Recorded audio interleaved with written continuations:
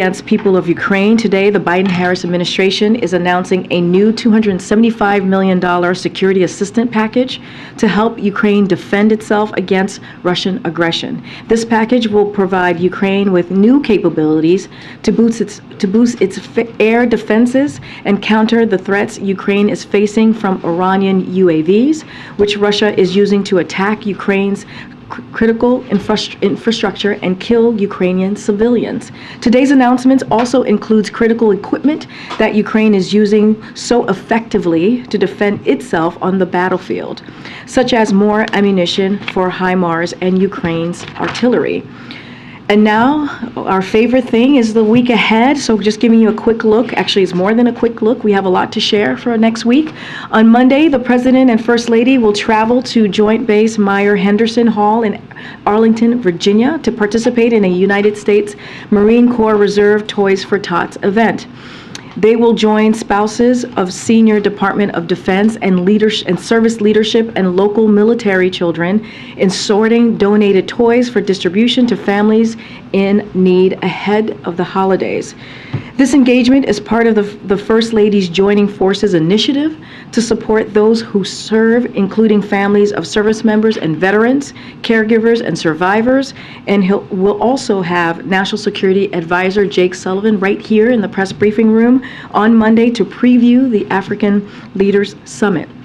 On Tuesday, the President will host a ceremony on the South Lawn to sign the Respect for Marriage Act, accompanied by members of Congress, members of his cabinet, and stakeholders. On Wednesday, the President looks forward to hosting the U.S.-Africa Leaders Summit. This summit will underscore the value the United States places on our collaboration with Africa on the most pressing global challenges and opportunities, as well as on the Biden administration's commitment to revitalizing global partnerships and alliances. We expect to engage a wide range of African and U.S. stakeholders to illustrate the breadth and the depth of American partnerships with African governments, businesses, civil society, and citizens. Partnerships based on dialogue that harness the creativity of our peoples. In the morning, the President will deliver remarks at the U.S.-Africa Business Forum. Later in the day, he will host a small group multilateral meeting with leaders. In the evening, the President will host the U.S.-Africa Leaders Summit dinner in the East Room. The President will also observe the 10th anniversary since the tragic Sandy Hook shooting. We will have more details on that next week. On Thursday, the President will continue his participation in the Africa's Leaders Summit. He will participate in the Leaders session on partnering on the Africa Union's Agenda 2063, the continent's strategic framework for inclusive and sustainable development based on Pan-Africa unity, self-determination, freedom, progress, collective prosperity. Afterwards, he will participate in a family photo with the leaders. In the afternoon, the President will participate in the Leaders session on promoting food security and food systems resilience. And then on Friday, the President will head to Wilmington. He will remain there over the weekend. With that, it's all yours. Thanks, Karine. Did the President get a heads up from Senator Sinema in advance of her announcement this morning that she would re-register as a Democrat? So I will say this, as always, we do not discuss private conversations that we have with members of Congress.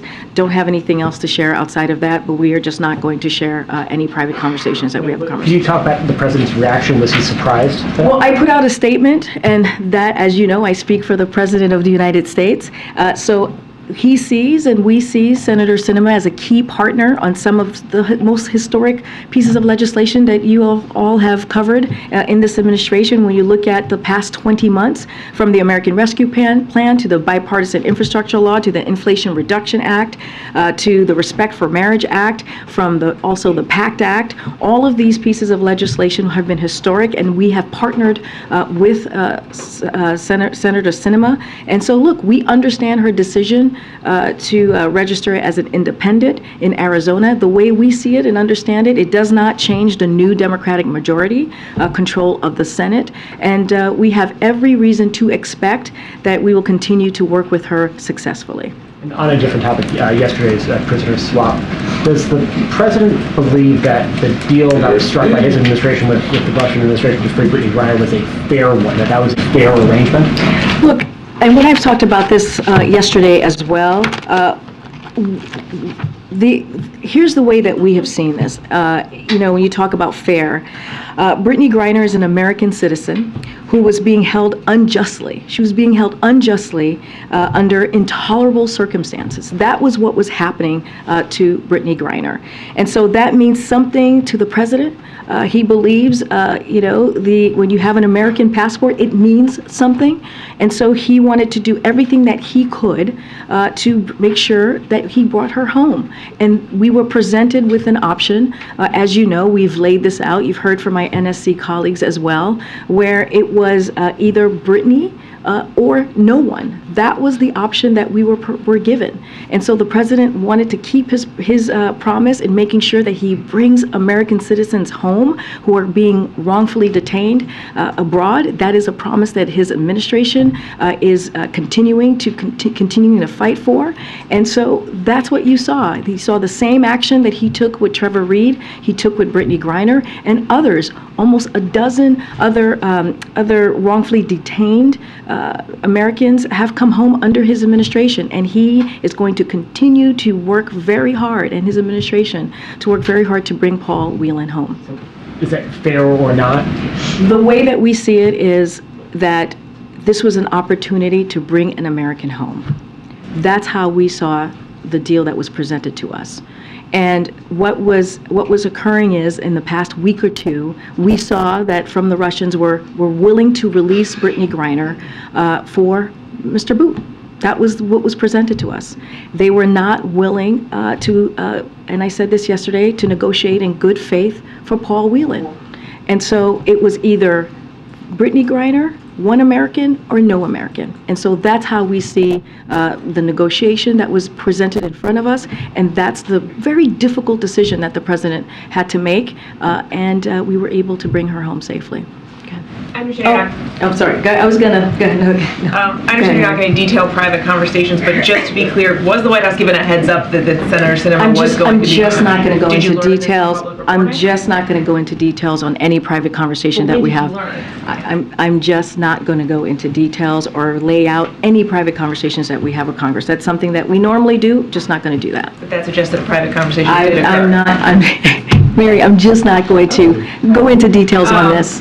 Well, let me try this then. Just 2 days ago, you said that Warnock's win gave you a little bit more breathing room, a little bit more ability to deliver for the American people. Does Sinema's decision to leave the party take away some of that breathing room? Look, as I said, and I put out a statement on this, as you all know, as I said, that we understand Senator Sinema's decision to register as an independent. The way that we see it, it does not change the majority, or it doesn't change the complexion of what our Democratic majority is going to look like in the Senate.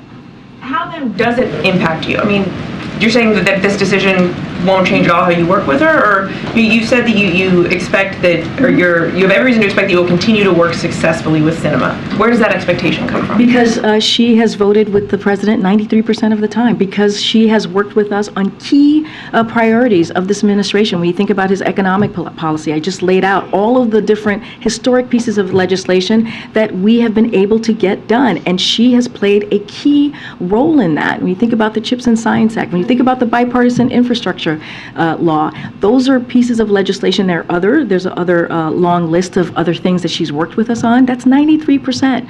And so we think that partnership will continue. We do not see a change in our Democratic majority as it relates to the Senate. So we are very confident.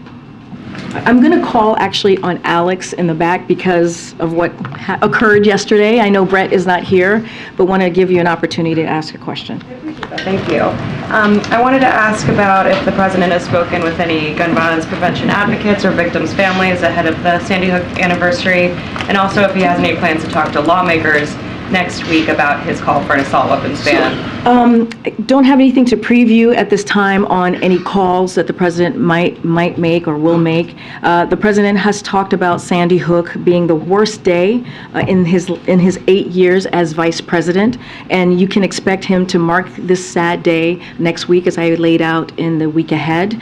On Wednesday, as you all saw, the president joined survivors and families impacted by gun violence to deliver remarks at the 10th annual National Vigil for all victims of gun violence, organized by the Newton Action Alliance. The vigil was a service of mourning and loving remembrance for all who have fallen victim to the ongoing epidemic of gun violence in America. And as you all know, the president has done more than speak about gun violence. He's actually taken action. He fought relentlessly to take action as well. He has done taken more executive action at this time in his presidency than any other president. And so, look, and let's not forget, he signed the most significant gun safety legislation in 30 years this summer, but he feels that is not enough, and we need to do more. And so he continues to call for the assault weapons ban. He did that on that day, on Wednesday, when he was there with families and friends, speaking of this moment. And he's never going to stop showing up and speaking out. And I have said this before, he believes his role as president is to make sure that we continue to continue to push this into the dialogue. So making sure that the American people understand how important it is to talk about getting the assault weapons ban. Karine, thank you so much. I want to follow up on Mary's question when she asked you why you feel confident that you'll be able to continue to work with Senator Sinema successfully. You cited her record, but just to put a fine point on it, has the administration been given assurances by anyone within the senator's office or the senator herself that she is going to continue to work with you? I'm just not going to divulge or speak to any private conversations that we have with members of Congress. That is something that is not unusual. That is something that I've said many times before. Understand the question. What I am saying is her actions speak to what we're trying to lay out here, right? 93% that she's voted with the president over the last 20 months. I've listed out the historic pieces of legislation that she has played a significant role, that she's played a key partner role with us. And so, we don't see a change in the Democratic majority with her deciding to register as an independent. Do you expect her to caucus with Democrats? Look, we don't see a change in the Democratic majority, and so we see this as a decision that she has made, but we do not see a change in our Democratic majority. Let me ask it this way, and then I do have one on Brittany Griner. Does Senator Sinema have the support of the president in this decision and moving forward into 2024? So cannot speak to 2024. I'm covered by the Hatch Act, and as far as I understand it, she hasn't announced her plans for 2024 yet, so just not something that I'm going to speak to. Support of the president right now? Absolutely. Well, we see her as a key partner. We understand her decision to register as an independent. Let me ask you about something that Vladimir Putin said today. As you know, he held that press conference, and he said more prisoner swaps may occur between the U.S. and Russia. He said, quote, everything is possible. What does the U.S. make of that? What does the administration hear in those words? So we're just not going to talk about any ongoing diplomatic conversations. We've been very clear that we want the American people to know that their safety and security is among our highest priority when it comes to aggressively doing everything that we can to bring Americans home who are being wrongfully detained, bringing them home safely, but not going to get into any diplomatic conversations from here. Thank you. Now that Brittany Griner is back on U.S. soil, has President Biden spoken to her, or does he plan to? So don't have any calls to preview. As you know, the president spoke with her, Brittany Griner, yesterday morning in the 7 o'clock, 8 o'clock hour, right before he came out to speak to all of you and to give the announcement. And in the room was her wife and the vice president and Jake Sullivan, and also the Secretary of State. And we've already read out what that conversation was like. I do want to give a little bit more information on where we are this morning. We can confirm, as you all know, that Brittany Griner arrived at at Joint Base San Antonio, Fort Sam Houston early this morning. She has been reunited with her wife, Sherelle. U.S. officials who met her on the ground said she was in very good spirits, appears to be in good health. She was immediately taken to Brooke Army Medical Center, where she is being offered a range of support options following her time detained in Russia. Do you know if she's home or when she might go home? So not going to get ahead of what's going to happen next. What I can tell you is where she is currently today. Every individual is different, and those decisions are up to them and their families. They'll take as much time as they need. What we can say, typically upon arrival, people are offered a wide range of additional support, including full medical checkup, a mental health checkup, and additional means of support. All of this is voluntary, so it is up to her and her family. Can you confirm the report that Russia wanted Vadim Krasikov, who is a Russian assassin being held in Germany in exchange for Paul Whelan? So I cannot go into any specifics or any negotiations information from here. As you know, we are working very hard to secure Paul's return, and so don't want to get ahead of what's currently happening. And I just want to leave it there. Okay. Well, did the U.S. have any conversations with a third party when they were negotiating the prisoner swap? I'm just not going to get into specifics on any of the negotiations. What I can tell you was that we realized, and I think I said this a moment ago, we realized about a week or two ago that Russia was willing to do a negotiation to release Brittany Griner, and that was Brittany Griner for Mr. Boot, and that's what they offered. They were not negotiating in good faith when it came to Paul. They categorized him very differently, and we've talked about that. Unfortunately, in an illegitimate charges that they levied against Paul, and so at this time we were not able to secure his release. I don't want to get into any specifics about negotiations as we continue to have those conversations to secure Paul. Just one more quick one. In order to get an American back, is the U.S.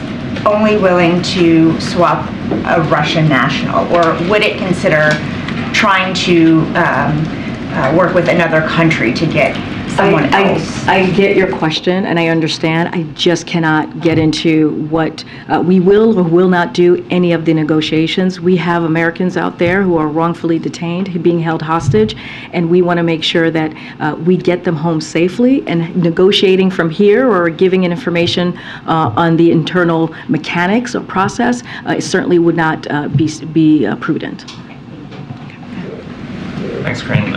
China is easing its COVID-0 restrictions. I'm wondering if you could talk about whether that's something that the White House supports or doesn't, and specifically how you see it playing out for U.S. manufacturing that has operations in China.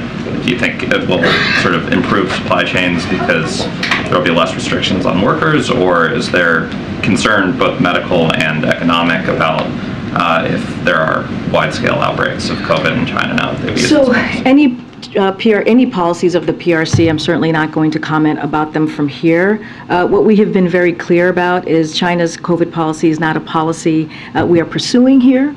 In the United States, we are focused on what works, like encouraging Americans to get their updated vaccine, which we try to do as often as we can from here, and also just more broadly in the administration, and making testing and treatment easily accessible. That is going to be our focus.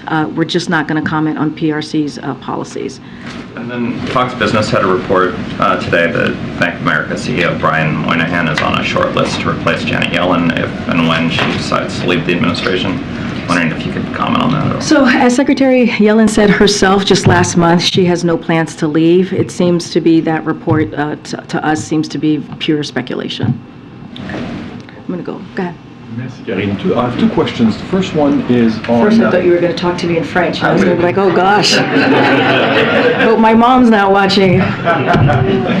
First thing is on the statement that came out today about Canada and the U.S. taking coordinated sanction against Iranian officials connected to human rights abuse. I'm trying to figure out why this coordination with Canada in this very instance? First of all, it's good to see you. It's been a while, a long time, so I know I made a joke, but it is good to see you. So I just want to say at the top, the United States is committed to supporting the Iranian people and imposing cost on those responsible for the brutal crackdown.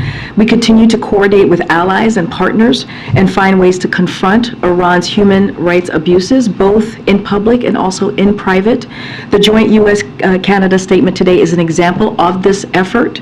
We took coordinated sanctions against today against Iranian officials connected to human rights abuses, including those committed as part of the ongoing brutal crackdown aimed at denying the Iranian people their human rights and their fundamental freedoms, their fundamental rights. So we'll continue to support the Iranian people. I can't speak to Canada. You would have to speak to their government, as I'm sure you do often, but I can't speak to different countries' reasoning for their own reasoning for taking action. But clearly, this is an important action that shows support for the Iranian people as we're seeing this truly brutal crackdown on the civilians there. Thank you. And my other question is on the next week's summit, the African Leaders Summit. We're going to get into details, but I'm trying to figure out how much do the Chinese intense economic involvement and the Russian, through Wagner, military involvement, is playing a role in the president's willingness to engage even more intensely with the leaders. What I can say, our focus next week is going to be on Africa. That's going to be the focus of the summit. This summit is an opportunity to deepen the many partnerships we have on the African continent. We will focus on our efforts to strengthen these partnerships across a wide range of sectors, spanning from businesses to health to peace and security, but our focus will be on Africa next week. Okay. Can you provide any updates on what the president is doing to push forward the government spending bill? So look, I've talked about this many times, and we believe getting the government funding done is critical, and it's going to be important. And this is something that we encourage and continue to talk to Congress about getting this done. I talked about how Shalonda Young is certainly leading that effort, our OMB director, and she knows how to get bipartisan deals done here.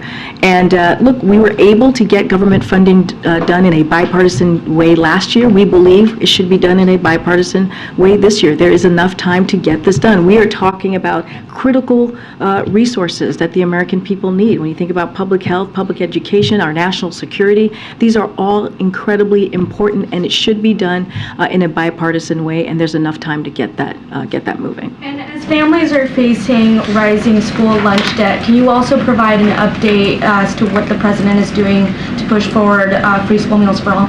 So the president, as you've heard him say, is proud that his American Rescue Plan provided additional emergency food and nutrition assistance for those in need, building on our $60 million investment in farm-to-school initiatives. Our national strategy on hunger, nutrition, and health, which we released in September, includes a provision on creating a path to free health school meals for all children. As a first step in reaching this goal, the administration is committed to working with Congress to expand access to healthy free school meals to an additional 9 million kids over the next decade. But obviously, this has been a priority for the administration. Thank you, Karine. Just a follow-up on Iran and human rights. Iran just executed a man for his involvement in the anti-government protests. Other detainees also face the possibility of the death penalty related to the protest. Can you speak more specifically on those instances? So we denounce these draconian sentences in the strongest terms. These sentences are meant to intimidate people and suppress dissent, and so they will not work. And Iranians' leadership continues its violent crackdown. As they do that on peaceful protesters, they should know that the world is watching. I just talked about a letter that was signed by our allies, really calling that out, continuing to do that. So the United States is committing to supporting the Iranian people and imposing cost on those responsible for the brutal crackdown. Just today, again, we announced the sanctions to hold Iran accountable for human rights abuses. We continue to coordinate with allies and partners and find ways to confront Iran's human rights abuses, both, again, as I said earlier, in public and in private. We will stand with Iranian civilians as they are fighting for their basic freedom, their basic human rights, and we will continue to denounce that. Okay, and another question on Saudi, please.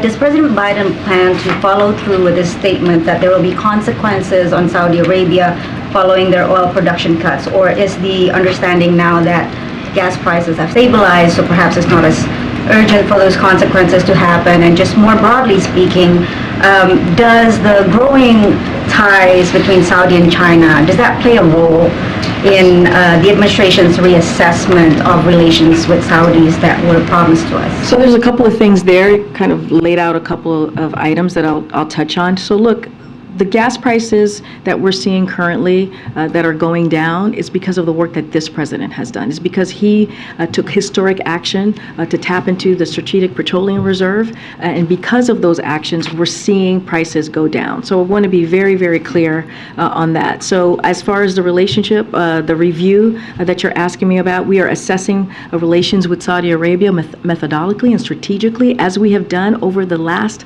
80 years of this relationship in a bipartisan way. And we're going to do this in line with what's in our interest, and we will judge the way forward based on their actions as well as our ongoing consultations with partners and allies, and also the new Congress that is going to be before us very soon, and the Saudis as well.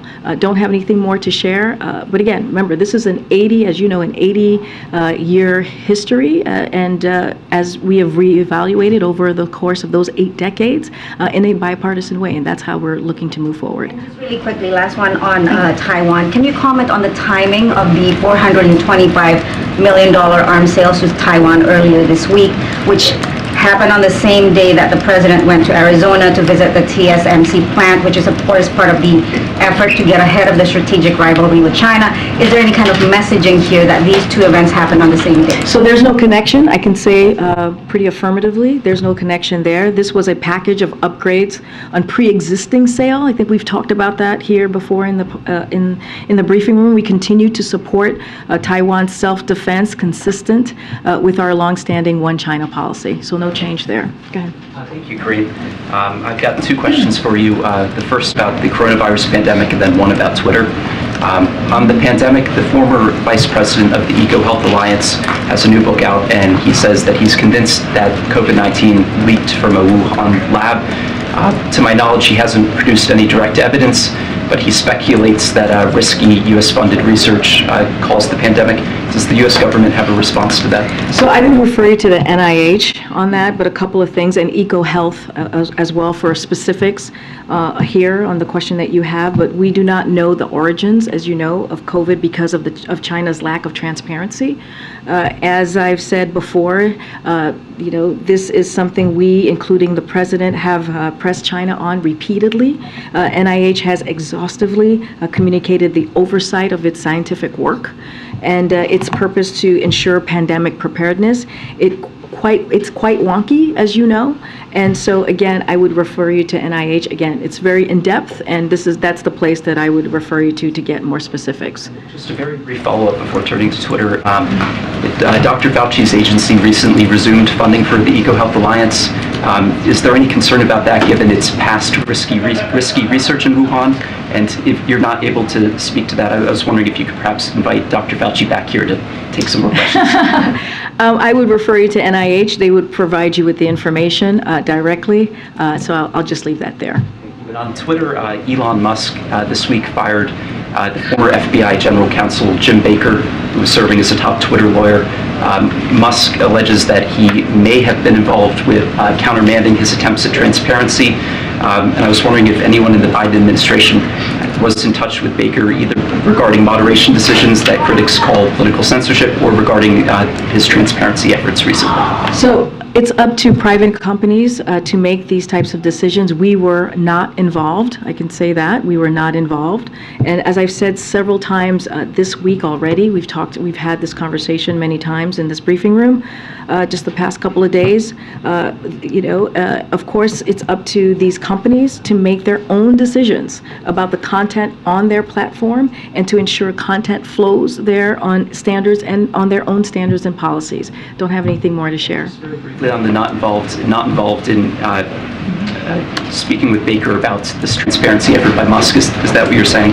That the Biden administration wasn't involved? We were just not involved. Just answering your question, we were not involved. Go ahead.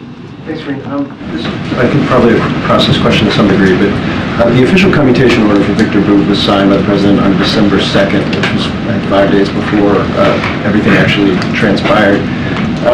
Why 5 days? Did that mean that the deal was done then, or you did it in preparation for a deal? How does that actually work? So, as I've stated before, well, you just stated it, that about the clemency. Look, we knew about a week or two ago that there was going to be a deal for Brittany Griner. And that was what the Russians had presented to us. And they wanted the deal, right, to secure her return was Mr. Boot for Brittany Griner. And so that was the deal that was presented to us, and that's how we moved forward because we wanted to make sure we brought one American home. It was either no American or one American. And so that process was about a week or two ago. I can't go into detailed specifics on the 5 days or when things were signed. I don't have that information to provide for you at this time, but we learned that about a week or two ago. Preparatory, nothing was final until Brittany Griner was in the custody of I kind of laid out kind of the process yesterday or how that all worked. Don't have that in front of me to share with you at this time, but what I can say is the past week or two, we learned from the Russians that they were willing to release Brittany Griner from Mr. Boot. And we tried throughout the past several months, as you know, the past 6 months since we heard from Secretary Blinken back in July, saying that we were in intensive conversation to get Brittany home, to get Paul Whelan home. In every conversation over the last several months, we worked very hard to get the both of them home. That was always a priority. And again, it wasn't until very recently that we learned that they were only willing to make an arrangement for Brittany Griner, and Paul Whelan, as I've stated many times before, was just seen differently in a illegitimate way, and so the president wanted to make sure we brought an American home, and that's what we saw yesterday. In terms of legislatively, I know you guys are very much in the lame duck zone right now, but has the last week either changed or spurred the planning for the next Congress legislatively, how you guys approach the next Congress, and was it shifted at all by what happened this morning? What happened this morning? Yes. No, not at all. I mean, that's the point that I'm trying to make here. You know, you have someone, Senator Sinema, who has, voted with the president 93% of the time on key, important, historic pieces of legislation. And I listed them out earlier. I'm not going to bore you by doing that again, but they were important pieces of legislation that you all covered and we've talked about in this briefing room. And so we do not see, we understand why she would want to register as an independent, but we do not see the Democratic majority changing with this decision that she's made. Okay. Just want to ask you on the oil price cap. So there's 20 oil-laden tankers now sort of stuck trying to get out of the Black Sea into the Turkish Straits. I know that Treasury officials have been in touch with Turkish officials on this. Are you looking at escalating that conversation, to a higher level? Are you frustrated with Turkey's reluctance to back away from this rule? Somebody's having a good time. Okay, so as you said, we've been in touch with Turkey about how the price cap only applies to Russian oil, and explained that the cap doesn't necessitate additional checks on ships passing through Turkish waters. Our understanding is that virtually all of the delayed tankers are not carrying oil from Russia and are not affected by the cap. So Turkey has made clear they share our interest in a well-supplied market and allowing seaborne oil to transit the Turkish Straits. They have made clear their goal is to resolve this issue as quickly as possible. And so again, we've been in touch with Turkey, and this is how we're moving forward. It doesn't seem to be resolved at all. I mean, there's 28 tankers now, and now on top of it, you know, you've got the Turkish officials saying they don't see any reason to rescind that rule. Well, in our conversation, they want to resolve this issue, and we are, again, having those conversations with Turkey, and we feel like we are going to get to a place where this will get resolved. Okay, and then let me follow up on oil production. The Russians have said they could cut oil production to sort of avoid, having to sell below the cap. You know, are you in any way sort of considering that this oil price cap was not a success or will not be a success because of these various responses? Look, we're not surprised by Putin's reaction and response and what Russia is saying. Look, the price will lock in a discount on Russian oil, especially in light of the $100 per barrel they earned just a few months ago, and it can be adjusted over time to prevent Russia from further profiteering from its war. And we see this as an opportunity. This is an unprecedented action, demonstrates the unity of the United States and our allies and partners. So again, I'm not going to be, when it comes to, limiting their flow, we're not in the business of responding to a hypothetical as well, but wanted to lay out how we see this process moving forward, and we don't know what will happen. But as we have said, we are focused on limiting Putin's ability to profit from rising prices to fund his illegal war, while promoting stable global energy markets. This is not about Russian oil of the market. This is about the cap. The cap at this level maintains clear incentives for Russia to continue exporting, and we believe that it should. Can I just ask you a domestic question? So Maxwell Frost was denied, an apartment or an application because of really bad credit. I know that you've looked at housing inequities and problems facing people of color in terms of getting housing and just fairness in the housing market. This practice of requiring credit applications and then fees that carry a fee seems to be something that's happening all over the country. Is there anything that the White House or that the Biden administration can do to curb what seems to be a predatory practice in some cases, where people are basically, in order to even get a chance of getting an apartment in this very tight and difficult housing market, you have to pay money up front? So what the president and the administration understands that Americans are struggling with high cost of housing. That is something that we have seen throughout these past several years. And that's why the president released his housing supply action plan that we have talked about. And it's to ease that burden of housing cost over time by using a mix of administrative and legislative actions to boost the supply of quality housing in every community. Just last month, the White House hosted a range of tenants and tenant advocates for listening sessions along with federal agencies, and we'll have more more conversations like these, and we'll add, to add the topics that you're just laying out. But again, that's why the president took initiative with his plan. I've talked about the different specifics of the plan and how it's going to help folks who feel that burden, because we also understand housing costs, again, is one of the things that has a big effect on people's lives and livelihood. So this is a priority for this administration. Thanks, Karine. I wanted to ask an earlier Russia question another way.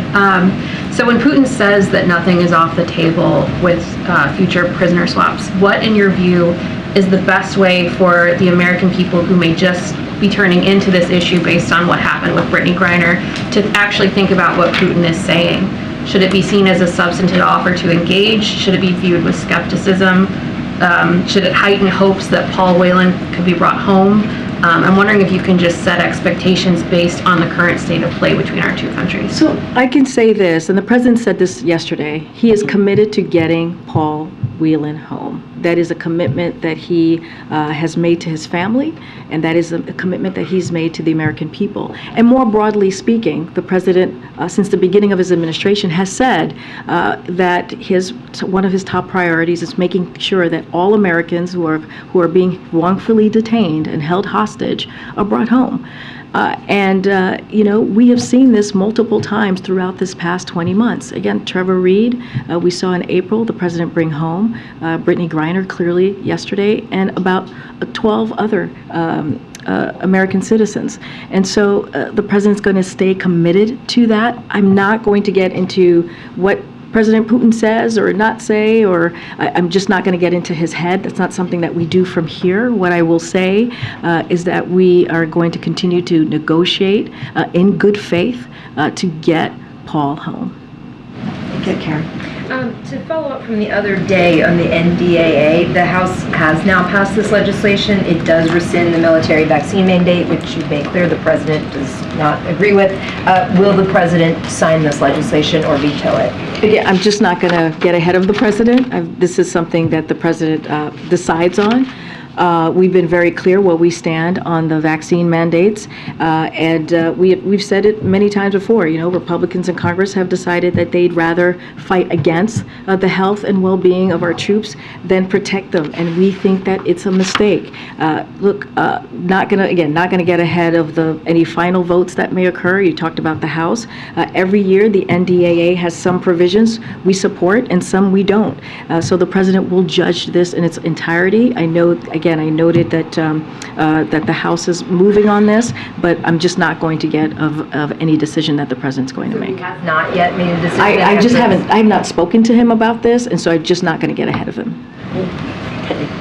Thanks, Karine. Senator Sinema didn't travel with the president earlier this week to Arizona. So do you know when the last time that they spoke was? I don't have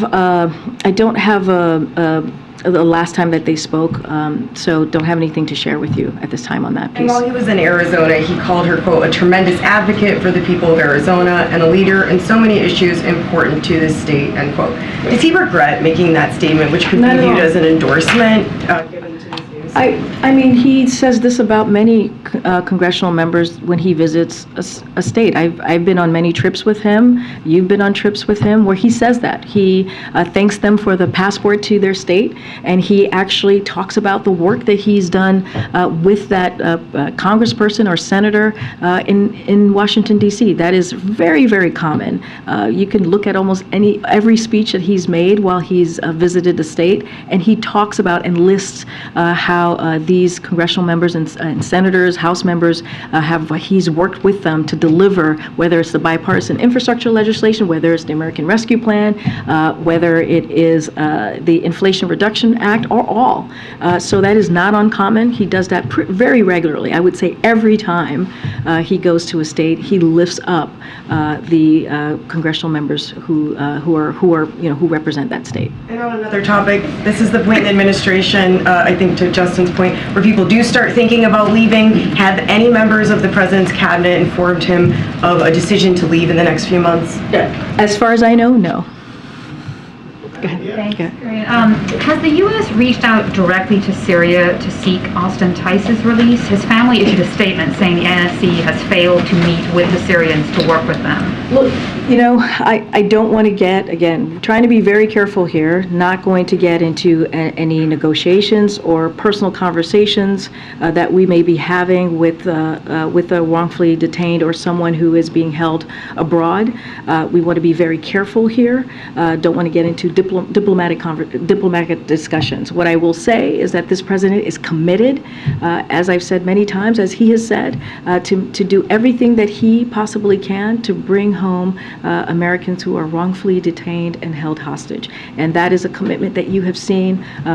He has promised and kept over the past several months. And following up from earlier in the week, do you know if the president has counted the votes to determine if he will seek an assault weapons ban during the lame duck? I don't have anything more to share beyond what I said a couple of days ago. You don't know if he's counted the votes? I just don't. I don't have an update for you at this time.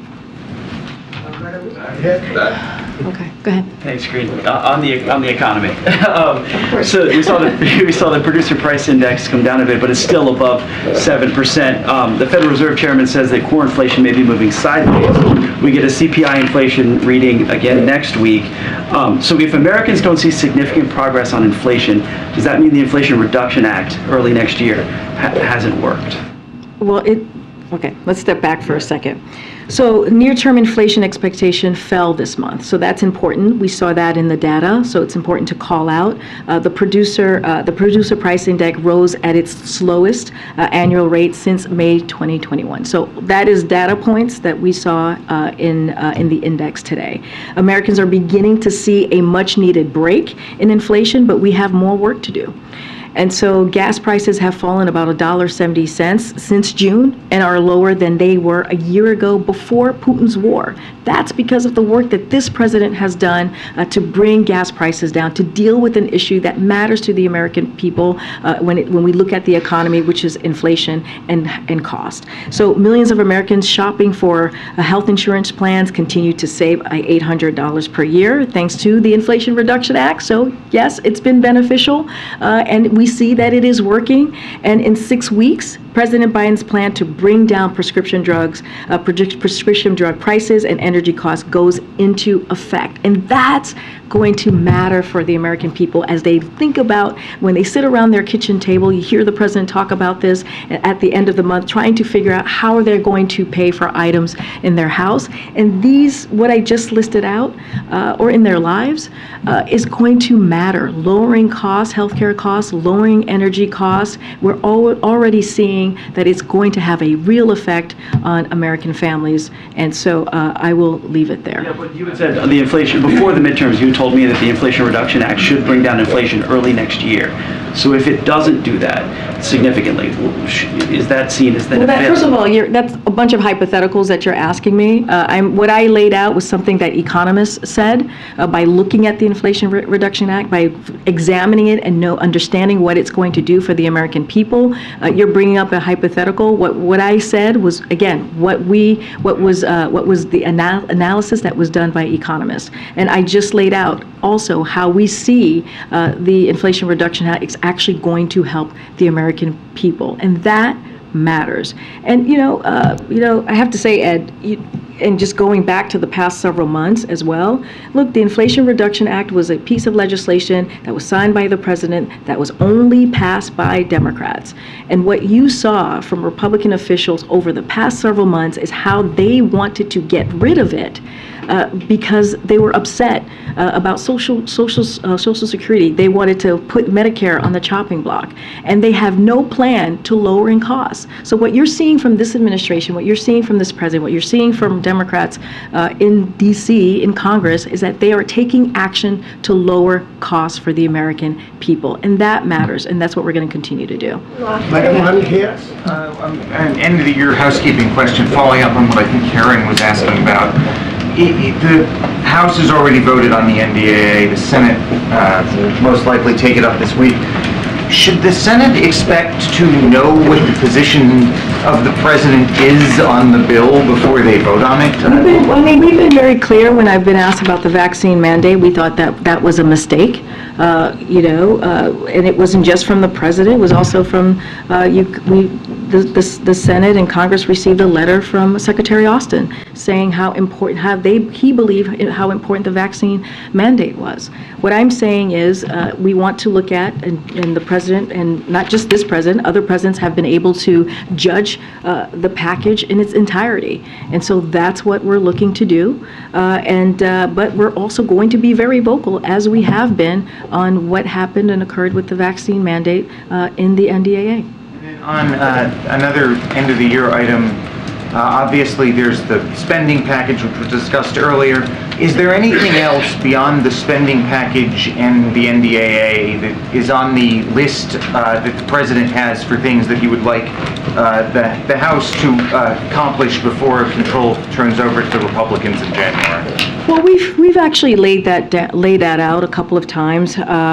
we believe that the president believes that we should get the government funded, as I just mentioned, including what we need to respond to the disasters, continue to defend democracy in Ukraine, and fight new COVID variants. We're going to sign the marriage. He's going to sign the Marriage Equality Act, which is something clearly that the president supported. And so, look, we're going to continue to work with Congress and to continue to encourage Congress to get this stuff done.